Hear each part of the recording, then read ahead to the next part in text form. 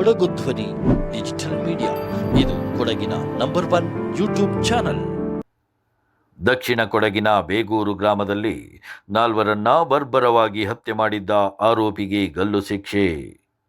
6 ವರ್ಷದ ಪುಟ್ಟ ಕಂದಮ್ಮನನ್ನು ಬಿಡದೆ ಅಮಾನುಷವಾಗಿ ಕೊಂದು ಹಾಕಿದ್ದ ಪಾಪಿ ಗಿರೀಶನಿಗೆ ಮರಣದಂಡನೆ.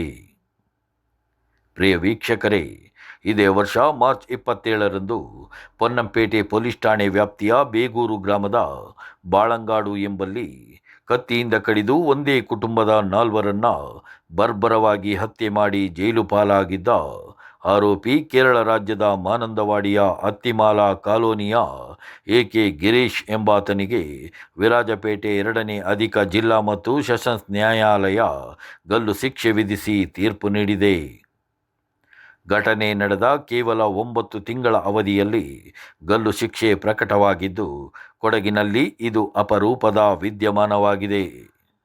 ಆರೋಪಿ ಗಿರೀಶ ಮಾರ್ಚ್ 27ರಂದು ರಾತ್ರಿ ಬುಡಕಟ್ಟು ಸಮುದಾಯಕ್ಕೆ ಸೇರಿದ 70 ವರ್ಷ ಪ್ರಾಯದ ಕರಿಯ, 78 ವರ್ಷ ಪ್ರಾಯದ ಗೌರಿ, 30 ವರ್ಷ ಪ್ರಾಯದ ನಾಗಿ ಮತ್ತು 6 ವರ್ಷದ ಕಂದಮ್ಮ ಕಾವೇರಿಯನ್ನು ಕತ್ತಿಯಿಂದ ಬರ್ಬರವಾಗಿ ಕೊಚ್ಚಿ ಅಮಾನುಷವಾಗಿ ಕೊಂದು ಹಾಕಿ ತಲೆಮರೆಸಿಕೊಂಡಿದ್ದ. ಈ ಘಟನೆ ಮಾರನೇ ದಿನ ಮಾರ್ಚ್ 28ರಂದು ಬೆಳಕಿಗೆ ಬಂದಿತ್ತು.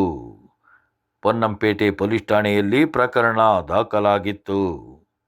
ಘಟನಾ ಸ್ಥಳಕ್ಕೆ ದಕ್ಷಿಣ ವಲಯ IGP Boralingaiah MB, Kodagu SP Ramarajan, additional SP Sundarraj ಸೇರಿದಂತೆ ಪೊಲೀಸ್ ಅಧಿಕಾರಿಗಳ ತಂಡ ಭೇಟಿ ನೀಡಿ ಮಾಹಿತಿ ಪಡೆದು ಪರಿಶೀಲನೆ ನಡೆಸಿ ಆರೋಪಿ ಪತ್ತೆಗೆ ವಿಶೇಷ ಮಧ್ಯಾಹ್ನ ಸುಮಾರು 12:30 ಗಂಟೆ ಅಷ್ಟೊತ್ತಿಗೆ ಕೊಡಗು ಜಿಲ್ಲೆಯ ಪೊನ್ನಂಪೇಟೆ ಪೊಲೀಸ್ ಠಾಣೆಗೆ ಮಾಹಿತಿ ಬರುತ್ತದೆ. ಏನಂದರೆ, ಈ ಒಂದು ಜಾಗದಲ್ಲಿ ಠಾಣಾ ವ್ಯಾಪ್ತಿಯ ಈ ಬೇಗೂರು ಇದರಲ್ಲಿ ಒಂದು ರಿಮೋಟ್ ಒಂದು ತೋಟದೊಳಗಿರುವಂಥ ಒಂದು ಮನೆಯಲ್ಲಿ 4 ಶವಗಳಿದ್ದಾವೆ ಅಂತ ಮಾಹಿತಿ ಬರ್ತದೆ. ಕ್ರಮವನ್ನು ಕೈಗೊಳ್ತಾರೆ. ಇದು ಮೇಲ್ನೋಟಕ್ಕೆ ಈಗ ಹಸ್ಬೆಂಡ್ ಗಿರೀಶೆ ಮಾಡಿದ್ದಾನೆ ಅಂತ ಹೇಳ್ಬಿಟ್ಟು ಕಂಡು ಬರ್ತಾ ಇದೆ. ಅವನ್ನ ಹಿಡಿಲಿಕ್ಕೂ ಸಹ ಪತ್ತೆ ಮಾಡಲಿಕ್ಕೆ ಒಂದು ಟೀಮ್ ಮಾಡಿ ಅಂತ ಹೇಳಿ ಟೀಮ್ ಮಾಡಿ ಕೊಲೆ ಆರೋಪಿ ಗಿರೀಶನನ್ನ ಘಟನೆ ನಡೆದ ಕೆಲವೇ ಗಂಟೆಯೊಳಗೆ ಬಂಧಿಸಲಾಗಿತ್ತು. ಆರೋಪಿ ತಾನು 1 ವರ್ಷದ ಹಿಂದೆ ವಿವಾಹವಾಗಿದ್ದ ಮಹಿಳೆ ನಾಗಿ ಬೇರೊಬ್ಬನೊಂದಿಗೆ ಅಕ್ರಮ ಸಂಬಂಧ ಹೊಂದಿದ್ದಾಳೆ ಎಂಬ ಅನುಮಾನದಿಂದ ಹಾಗೂ ಆಕೆಯ ಅಜ್ಜ ಕಾಫಿ ಮಾರಲು ಅವಕಾಶ ನೀಡಲಿಲ್ಲ ಎಂಬ ಕೋಪದಿಂದ ಆಕೆಯ ಮೇಲೆ ಕತ್ತಿಯಿಂದ ಮನಬಂದಂತೆ ಹಲ್ಲೆ ನಡೆಸಿದ್ದ.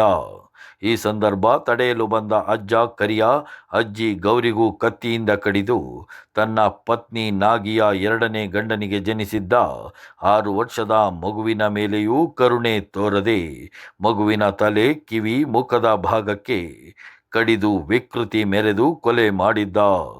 ಈ ಅಮಾನವೀಯ ಕೃತ್ಯ ಅಲ್ಲಿನ ನಾಗರಿಕರನ್ನ ಬೆಚ್ಚಿ ಬೀಳಿಸಿತ್ತು. ಪ್ರಕರಣದ ವಿಚಾರಣೆಯನ್ನ ಕೈಗೆತ್ತಿಕೊಂಡಿದ್ದ ಮಾನ್ಯ 2ನೇ ಅಪರ ಜಿಲ್ಲಾ ಮತ್ತು ಸತ್ರ ನ್ಯಾಯಾಧೀಶರಾದ ಎಸ್ ನಟರಾಜು ಅವರು ಅಭಿಯೋಗದ ಪರ ಹಾಜರುಪಡಿಸಲಾದ ಸಾಕ್ಷಿ ಪುರಾವೆಗಳನ್ನು ಅವಲೋಕಿಸಿ ಅಭಿಯೋಗವು ಆರೋಪಿ ಎಕೆ ಗಿರೀಶ್ ಮೇಲಿನ ಆಪಾದನೆಯನ್ನು ರುಜುವಾತುಪಡಿಸುವಲ್ಲಿ ಯಶಸ್ವಿಯಾಗಿದೆ ಎಂದು ತೀರ್ಮಾನಿಸಿ ಆರೋಪಿ ಗಿರೀಶನಿಗೆ ಗಲ್ಲು ಶಿಕ್ಷೆಯನ್ನು ವಿಧಿಸಿ ಡಿಸೆಂಬರ್ 10ರಂದು ತೀರ್ಪು ನೀಡಿದ್ದಾರೆ. ಘಟನೆಯ ಭೀಕರತೆಯ ಹಿನ್ನೆಲೆಯಲ್ಲಿ ಆರೋಪಿಗೆ ಗಲ್ಲು ಶಿಕ್ಷೆ ಪ್ರಕಟಿಸಲಾಗಿದೆ. ಸರ್ಕಾರದ ಪರವಾಗಿ ಯಾಸಿನ್ ಅಹಮದ್ ವಿರಾಜಪೇಟೆ ಇವರು ವಾದ ಮಂಡಿಸಿದರು. ಪ್ರಕರಣದ ತನಿಖಾಧಿಕಾರಿಯಾಗಿ ಗೋಣಿಕೊಪ್ಪಲು ವೃತ್ತ ನಿರೀಕ್ಷಕರಾದ ಶಿವರಾಜ್ ಆರ್ ಮುದೋಳ್ ಹಾಗೂ ತನಿಖಾ ಸಹಾಯಕರಾದ ಹೆಡ್ ಕಾನ್ಸ್ಟೇಬಲ್ ಅಬ್ದುಲ್ ಮಜೀದ್ ಮತ್ತು ಹೇಮಲತಾ ರೈ ಹಾಗೂ ಗೋಣಿಕೊಪ್ಪಲು ವೃತ್ತ ನಿರೀಕ್ಷಕರ ಕಚೇರಿಯ ಸಿಬ್ಬಂದಿಗಳು ಪ್ರಕರಣದ ಸಂಪೂರ್ಣ ತನಿಖೆ ಕೈಗೊಂಡು ಜೂನ್ 12ರಂದು ಆರೋಪಿ ಗಿರೀಶನ ವಿರುದ್ಧ ವಿರಾಜಪೇಟೆ 2ನೇ ಅಪರ ಜಿಲ್ಲಾ ಮತ್ತು ಸತ್ರ ನ್ಯಾಯಾಲಯದಲ್ಲಿ ದೋಷಾರೋಪಣ ಪಟ್ಟಿಯನ್ನು ಸಲ್ಲಿಸಿದರು. ಒಟ್ಟಿನಲ್ಲಿ ಕೋಪದ ಭರದಲ್ಲಿ 4 ಅಮಾಯಕ ಜೀವಗಳನ್ನು ಬಲಿ ತೆಗೆದುಕೊಂಡಿದ್ದ ಗಿರೀಶನೆಂಬ ಕೊಲೆ ಪಾತಕಿಗೆ ತಕ್ಕ ಶಿಕ್ಷೆಯಾಗಿದೆ.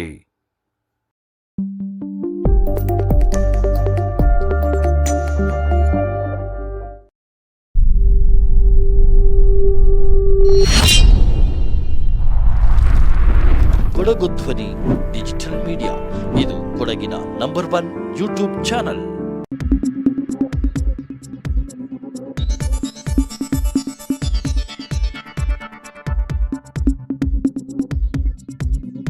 ನಾನು ನಿಮ್ಮ ಜಗದೀಶ್, ಕೊಡಗು ಧ್ವನಿ ಡಿಜಿಟಲ್ ಮೀಡಿಯಾದಿಂದ.